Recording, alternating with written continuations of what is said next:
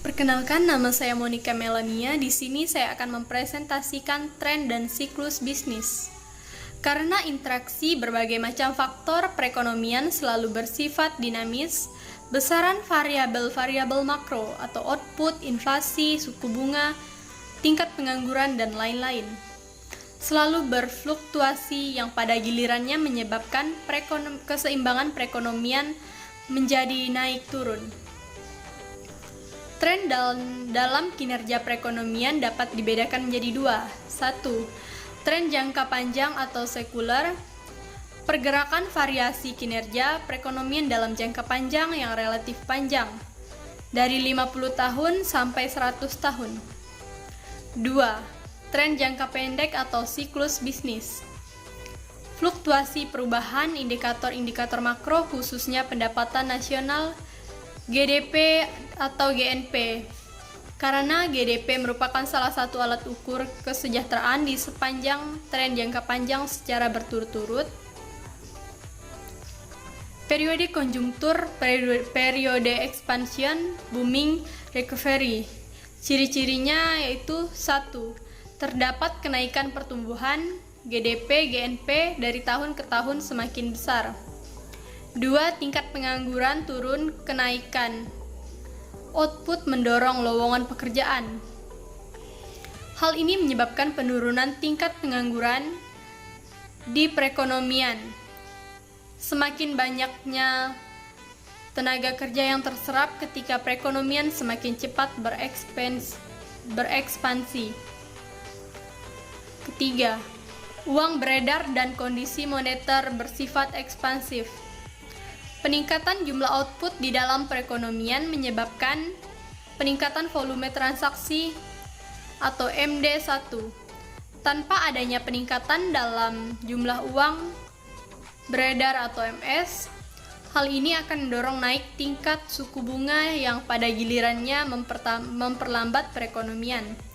Atau kaji ulang hubungan suku bunga investasi agregat output. 4.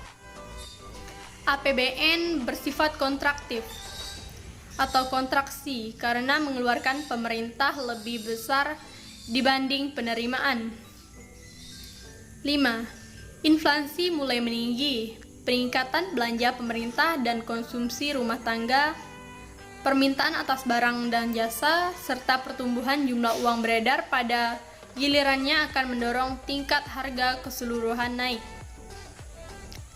Periode konjungtur, periode peak atau puncak, ciri-cirinya 1. Tingkat pertumbuhan GDP, GNP tertinggi dalam periode tertentu. 2. Tingkat pengangguran terendah selama periode tertentu. 3. Uang beredar dan kondisi moneter bersifat ekspansif paling tinggi. 4. APBN bersifat kontraktif atau penyempitan. 5. Tingkat inflasi tinggi.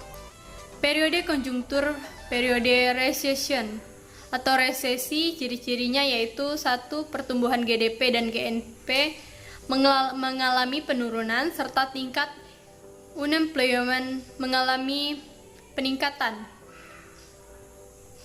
2. Uang beredar dan kondisi moneter bersifat kontraktif, lebih besar saving daripada investasi. 3. APBN cenderung bersifat ekspansif. 4. Tingkat inflasi rendah. Di sini dapat kita lihat hubungan Business Cycle dan indikator ekonomi. Dapat dilihat pada tabel. Hubungan business cycle dan indikator ekonomi. Pada saat recovery dan peak GDP atau GNP naik karena A. Adanya peningkatan investasi mendorong peningkatan produktivitas atau peningkatan agregat supply. B. Adanya peningkatan pendapatan per kapita mendorong peningkatan daya beli di masyarakat.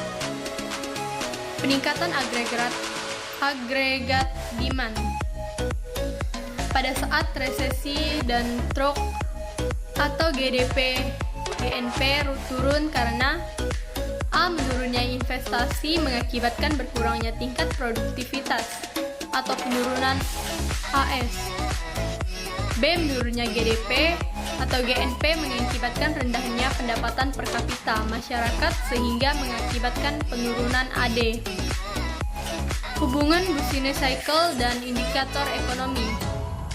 Pada saat recovery dan peak tingkat inflasi mengalami peningkatan, hal ini disebabkan karena peningkatan pendapatan per kapita masyarakat mengakibatkan tingginya tingkat permintaan mendorong terjadinya kenaikan harga sehingga menyebabkan terjadinya demand pull inflation. Pada saat resesi dan tren inflasi turun karena rendahnya pendapatan nasional,